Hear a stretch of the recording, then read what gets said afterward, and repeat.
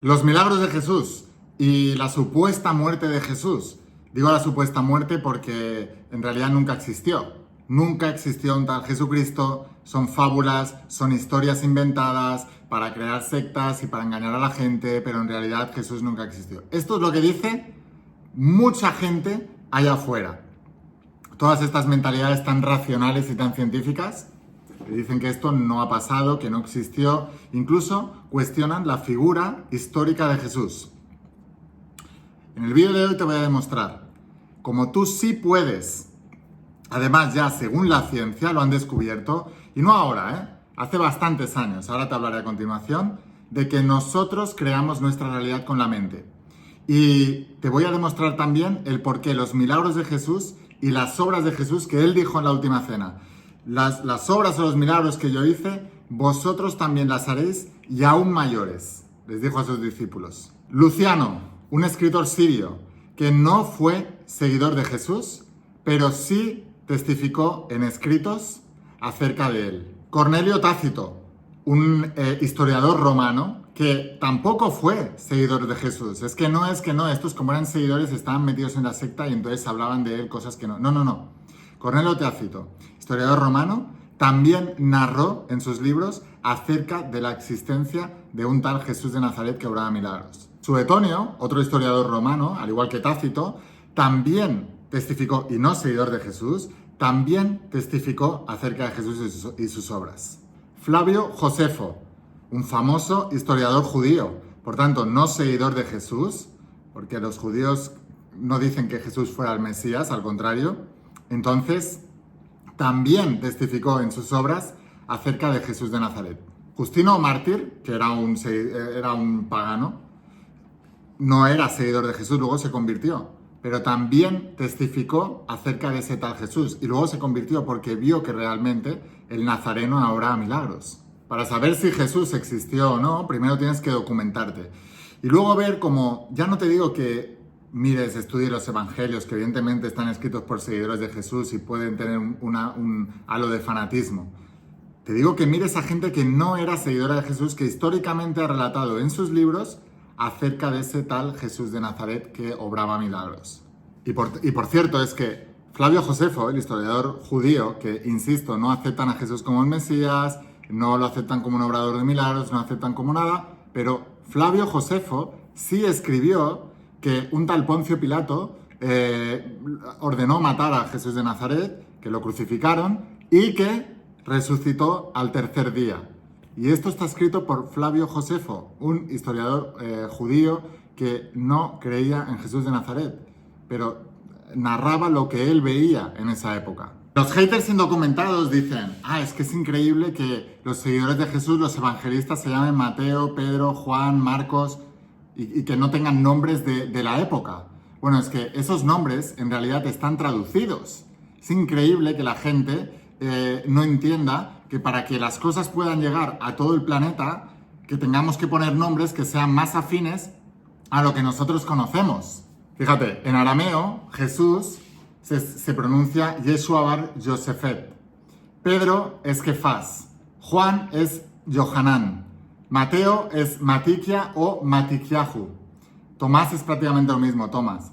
Y Lucas en griego se escribe Lucas. Los nombres de los evangelistas están traducidos para que cada uno lo pueda entender en su idioma.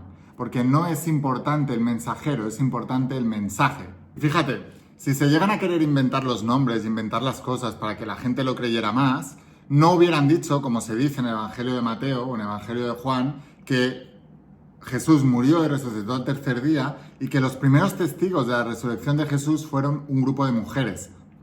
Es más, en el Evangelio de Juan, me parece que dice que la primera mujer que vio a Jesús resucitado fue María Magdalena, que tenía un historial inmoral de ser prostituta, etc.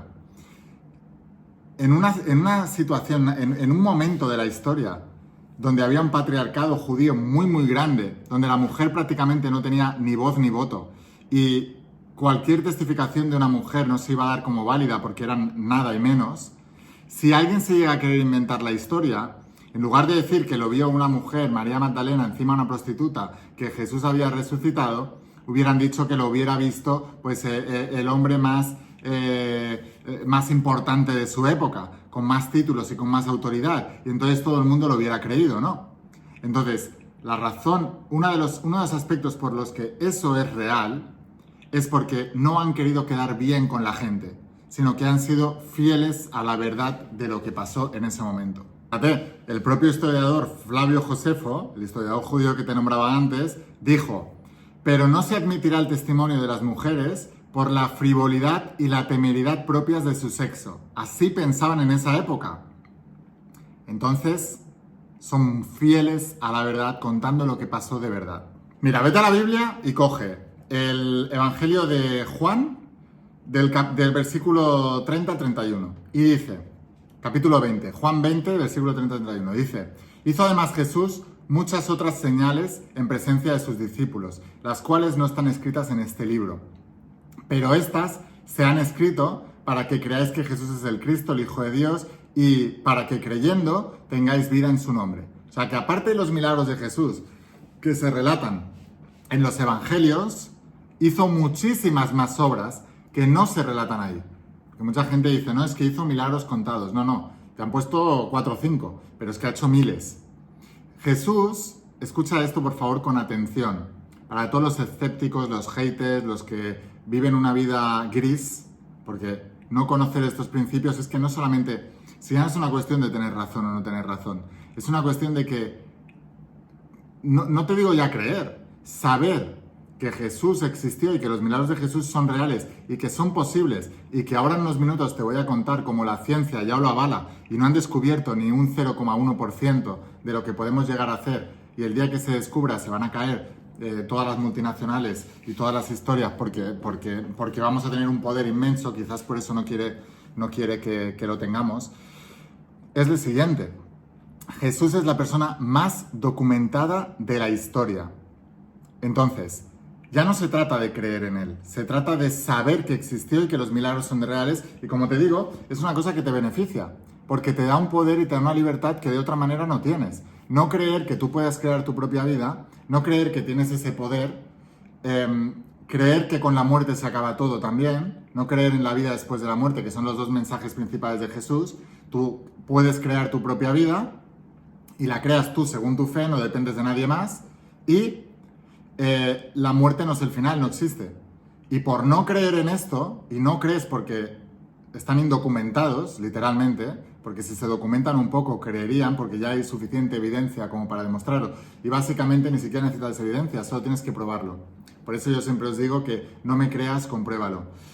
Pues, como te decía, en lugar de vivir una vida miedosa, asustados y dependientes de todas las cosas externas, viviríamos mucho más tranquilos, mucho más felices sabiendo el verdadero poder que teníamos. Y ese era el mensaje de Jesús y por eso no interesaba y por eso le crucificaron. Pero ese era el mensaje real. Pues como te decía, para todos los escépticos que dicen Jesús no hacía milagros y Jesús no existió y todo esto, documentaos. Jesús es la persona más documentada de la historia. ¿Cuántos de vosotros conocéis al filósofo griego Platón? ¿Habéis oído hablar de él? ¿Cuántos? Escríbemelo aquí abajo en los comentarios. También creo que conoces a Julio César, ¿verdad? El romano. Déjame saber si conoces a Platón y a Julio César. Bueno, pues hoy en día tenemos unos 7 manuscritos que hablan sobre Platón y unos 10 manuscritos sobre Julio César. Y supongo que tú crees en Platón y en Julio César, ¿verdad? No es un personaje inventado. Crees en él solamente con el testimonio de 7 manuscritos y de Platón y 10 de Julio César. Ya es suficiente para que... no te hablo a ti, el que estás viendo este vídeo. Imagínate que le estoy hablando al hater, al escéptico, al que dice que son vendehumos y todo esto. Pues tú desde tu racionalidad científica, claro, crees en Platón y en Julio César, ¿no? Pero no crees en Jesús. Por cierto, estos manuscritos, tanto de Platón como de Julio César, los 7 manuscritos de Platón y los 10 de Julio César, fueron escritos cerca de 1000 años después de la muerte de Platón y de la muerte de Julio César. Así que son copias de copias de copias de copias de copias de unos supuestos manuscritos originales de unos supuestos personajes que supuestamente existieron. Pues bien, escucha atentamente aquellos que creen en Platón y en Julio César, pero que Jesús de Nazaret no existió y no obraba milagros. tenemos más de 5.600 escritos, más de 5.600 obras, no 7 ni 10 como Platón y Julio César, 5.600 obras que hablan sobre Jesús de Nazaret. ¿Te preguntas por qué es el hombre más importante de la historia? Porque todo el mundo hablaba de él. ¿Y por qué todo el mundo hablaba de él? Porque efectivamente hacía milagros y hacía cosas que los demás no hacían. Ahora, el escrito más antiguo los escritos, las obras de Platón y de Julio César están escritas 1000 años después de la muerte. El escrito más antiguo que tenemos de Jesús de Nazaret, la obra más antigua, está escrita unos 20 años después de la muerte de Jesús. O sea, es lo más cercano y lo más fidedigno a la verdadera historia de Jesús de Nazaret. En cambio, tú puedes creer en Platón y en Julio César, nadie lo cuestiona. ¿Y por qué nadie lo cuestiona? Porque Julio César tenía una mentalidad estoica y tenía una mentalidad, estoy seguro que creía mucho en los principios que os estoy enseñando todos los días, pero Platón sin duda, porque ya en los escritos de Platón hablaba del mundo de las ideas y el mundo de las cosas, y hablaba de que todo se creaba en un mundo metafísico y que luego eso se reflejaba en el mundo físico. Lo mismo que os estoy contando yo todos los días, hablaba del alma, de los tipos de almas, etc. Nadie cuestiona todo eso porque Platón no hacía milagros. Pero cuando una persona en la historia se pone a aplicar la teoría, es decir, Jesús de Nazaret hablando milagros, ahí es donde está el problema. Y ahí es donde muchos convencidos que repiten el discurso como loros de repetición, guiados por el falso Dios de la ciencia moderna, en el que la gran mayoría tienen tantos intereses propios creados que no les interesa testificar que la ciencia, a través de la física cuántica, ya ha descubierto, y no ha sido en el año 2024, ha sido hace bastantes años atrás, ya ha descubierto que efectivamente todos los milagros de Jesús son reales. No solo son reales, sino que son posibles para el ser humano moderno. Y de hecho, que tenemos la obligación de usarlos para poder avanzar más como humanidad. Y como te decía, hay hasta 5 historiadores que no eran cristianos que han testificado sobre Jesús, y incluso los enemigos más fervientes de Jesús, que así aparecen también en los evangelios, testificaron sobre Jesús en sus textos, que son los fariseos. En sus libros, el Talmud, está escrito como Jesús tenía discípulos y que Jesús obraba milagros. Y esos fariseos eran los enemigos de Jesús, directos además, porque ponía en entredicho lo que ellos estaban enseñando. O no tanto lo que estaban enseñando, sino que ponían en peligro el status quo de la época. Ponían en peligro ¿cómo decirlo? El posicionamiento en la sociedad que tenían esos grandes líderes religiosos judíos, que con la figura de Jesús veían amenazadas pues sus lugares en esa época, que eran de gran privilegio. Pablo, en la carta a los Corintios, explica cómo efectivamente Jesús murió en la cruz y resucitó, tal como se explica en la Biblia, y que más de 500 de sus seguidores lo vieron in situ después de su muerte, y que algunos de ellos todavía vivían cuando Pablo estaba escribiendo esa carta a los Corintios. También Pablo empieza a nombrar, y este también lo vio, y este también lo vio, y al final yo también lo vi, como si fuera de otra época. O sea, que Pablo también lo vio y lo testificó. Hay muchos testimonios de personas que testificaron sobre los milagros de Jesús, sobre las obras de Jesús, sobre los discípulos de Jesús y sobre Jesús, el histórico y el creador de milagros. A mí me parece muy bien que tú creas en Julio César y en Platón, pero si crees en ellos y no crees en Jesús, eso no te hace más científico, ni te hace más racional, ni te hace más inteligente, sino todo lo contrario, porque los datos están ahí, tanto que a la ciencia le gustan los datos. Es importante. En este vídeo te voy a demostrar cómo la ciencia avala que nosotros podemos crear realidad, podemos crear milagros. Olvídate incluso de la palabra milagros, sino que nosotros interferimos directamente en la materia y lo hacemos mediante nuestros pensamientos y nuestra conciencia. Te voy a hablar de todo esto, te lo voy a demostrar con experimentos que se han hecho científicos y no ahora, no en el siglo, no en el 2024, sino mucho antes. O sea, ya hace mucho tiempo que tenemos evidencias de que esto es así. Pasa lo de siempre. Si no pueden sacarle rendimiento económico, nadie va a invertir en experimentos para demostrar que eso es así. Y además, no solamente porque no le pueden sacar rendimiento económico, sino porque seguramente si se descubriera eso y toda la humanidad lo aceptara, todavía se crearía una fuerza mucho más grande en el subconsciente colectivo y la mayoría de la gente verían peligrados sus status quo como los judíos de la época, los fariseos con Jesús. Pero eso no quiere decir que, que la gran masa de gente en el mundo no crean esto, no quiere decir que la gran masa tenga razón, porque las masas históricamente se equivocan. Te voy a demostrar en este vídeo cómo tú puedes crear tu realidad. Te voy a demostrar también que incluso ya la estás creando, aunque no estés creando los resultados que tú quieres conscientemente. Así que suscríbete a este canal, que todos los días voy a estar subiendo vídeos muy poderosos, y quédate hasta el final de este vídeo, porque esta instrucción es tremendamente poderosa.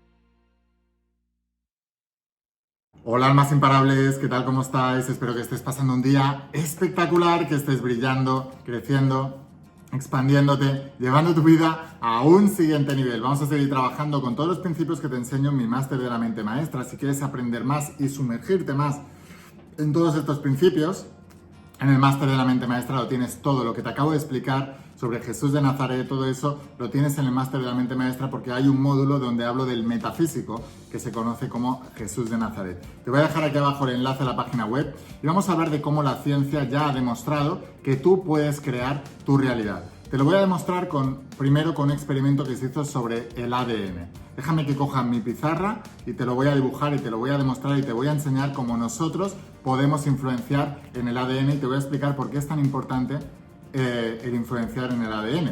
Antiguamente se creía que el ADN venía ya prefijado cuando tú nacías y que no lo podías cambiar. Pero luego se descubrió una cosa que se llama epigenética. Y la epigenética básicamente lo que dice es que el entorno puede cambiar el ADN. Esto es lo que demuestra que dos gemelos idénticos nacen igual, pero cuando ya van cumpliendo más años y se hacen mayores, algunos ya ni se parecen. Han cambiado mucho incluso físicamente y también por dentro. Algunos sufren unas enfermedades, otras no, porque el ADN se cambia. Esto se conoce como epigenética. Sabemos que nosotros podemos cambiar nuestro ADN mediante el cambio de nuestros pensamientos, nuestra emoción, porque todo eso afecta a nuestra frecuencia, nuestra vibración, y la vibración afecta al ADN. Sabemos también que el código del ADN actúa como una antena que emite una señal al campo cuántico y que atrae lo similar. Sabemos que las moléculas, que son la suma de átomos, todo eso, se va acumulando por vibración. Con lo cual, la antena que es nuestro ADN, si nosotros somos capaces de modificar nuestro ADN, también modificamos las cosas que atraemos en nuestro entorno y por tanto nuestra vida. Así que sí hay un ADN emprendedor, sí hay un ADN millonario, sí hay un ADN de salud, sí hay un ADN de tener buena suerte en el amor y relaciones espectaculares. Hay un ADN de eso. Lo único que tenemos que hacer es, mediante la epigenética, sustituir el ADN, las antenas que ahora tenemos activas, por las antenas que tenemos inactivas. Es tan simple como eso. Por eso, cuando los discípulos le decían a Jesús, Jesús les decía, tenéis que dejar de ser vosotros mismos, negaros a vosotros mismos para seguirme, seguir la enseñanza, ¿no? ¿Qué quiere decir esto? Lo que significaba es que tenías que dejar de ser tú, como dice Joe Dispenza. Joe Dispenza tiene un libro que dice, deja de ser tú. ¿Qué significa esto? Significa, elimina tu código de ADN que está atrayendo la realidad que tú estás creando y conviértete en otro ADN que lo tienes ya en tu interior. Simplemente hay que activarlo con la epigenética, porque tú tienes el ADN de toda la humanidad. La tienes dentro. Todos estamos cruzados, todos con todos, venimos de lo mismo. Lo que significa que ese potencial lo tienes dentro, aunque la sociedad se encargue de decirte que no, que el que ha nacido para ser millonario es que ha nacido, que el que ha nacido para ser bueno en el deporte es que ha nacido, que el que ha nacido para ser artista es que ha nacido, que el que ha nacido para ser... pues no. O sea, Tú puedes tener una predisposición genética de nacimiento, pero la puedes cambiar. Y la ciencia lo ha descubierto, insisto, se llama epigenética y lo puedes cambiar. Pero déjame que te cuente algo más sobre el ADN. Vale, fíjate en esto, que te lo voy a enseñar. Se hizo un experimento en el Instituto HeartMath. HeartMath, digamos que son las matemáticas del corazón, ¿no? Hay un instituto en Estados Unidos que se dedica a estudiar el corazón. Y básicamente lo que ellos estudian es el estado de coherencia cardíaca. Coherencia cardíaca se consigue de determinada manera, ¿no? Bueno, luego te lo explicaré cómo llegar a coherencia cardíaca, ¿vale? Pero quiero primero hablarte del ADN. Se cogió ADN de placenta humana y básicamente el ADN lo que tiene, supongo que lo habrás visto, es una doble hélice. Esto lo habrás visto dibujado en algún momento, seguro. Porque es como se dibuja el ADN. Vale. Esta doble hélice del ADN cogieron los de HeartMath y hicieron un experimento. Y lo que se trataba era de acortar esas doble hélices, ¿vale? Como si esto de aquí, en lugar de ser así de ancho, se acortara. Vale. Consiguieron acortarlo y alargarlo intencionalmente, las personas que practicaban el experimento, consiguieron hacerlo intencionalmente menos 25% más 25%, lo que significa que consiguieron acortarlo y alargarlo intencionalmente un menos 25 o un más 25, con lo cual nosotros tenemos el poder de cambiar el ADN humano. Esto ya está demostrado, ¿vale? Esto es ciencia, ya está demostrado. Ahora, ¿cuáles son las dos cosas que tenían que tener en cuenta? El estado de coherencia cardíaca y la intención. Cuando los participantes entraban en coherencia cardíaca, pero no establecían la intención de acortar el ADN, no ocurría. Cuando los participantes establecían la intención de acortar el ADN, pero no entraban en coherencia cardíaca, tampoco ocurría. Así que la clave está en entrar en coherencia cardíaca y en ponerle una intención a tus deseos. ¿Qué significa esto? ¿Cómo entramos en coherencia cardíaca? Habrás escuchado que Jesús de Nazaret practicaba la religión del amor. De hecho, le preguntaron, cuando él ya se iba, le dijeron, ¿y cómo vamos a conocer a tus discípulos? Y dijo, por cómo se aman entre ellos. El amor es la fuerza más poderosa y cohesiva que une todo. Y el corazón es el órgano de atracción.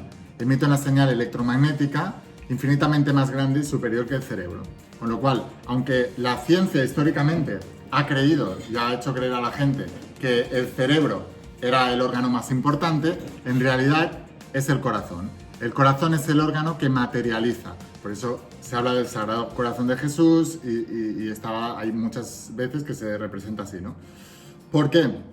Porque el corazón es el verdadero órgano de atracción. ¿Cómo entramos en estados de coherencia cardíaca? Simplemente es cerrando los ojos, respirando profundamente, concentrándote en tu corazón y teniendo sentimientos de amor. Cuando tienes sentimientos de amor hacia algo o hacia alguien, entras en coherencia cardíaca. Y después estableces una intención, es decir, te imaginas mentalmente lo que quieres que pase y entonces eso acaba ocurriendo. No solamente con el ADN, sino con cualquier cosa que queramos hacer en la vida. Así es como nosotros manifestamos la realidad, entrando en coherencia cardíaca y estableciendo una intención. Pero recuerda, si no entramos en coherencia o no establecemos intención, si fallan alguna de las dos, no se produce el milagro. Para no alargar mucho más este vídeo, lo vamos a dejar aquí. Suscríbete a este canal porque mañana voy a expandir todavía más esto que te acabo de contar y te voy a explicar más experimentos científicos y cómo tú puedes usarlos a tu favor. Y te voy a explicar también el por qué ya estás utilizando eso y no te estás dando cuenta. Así que suscríbete a este canal. Si quieres aprender más sobre todo esto, te espero en mi mente maestra. Ahí vas a poder aprender cómo manifestar y te voy a explicar todo esto mucho más ordenado y con toda la información completa. Nos vemos en el siguiente vídeo, nos vemos en la mente maestra. Escucha la voz de tu alma, vuélvete imparable y si quieres un cambio en tu vida, no pongas fechas. Tu cambio empieza hoy. Y una cosa más, eres único, eres especial y eres importante. Te quiero mucho. Que pases un día espectacular. Chao.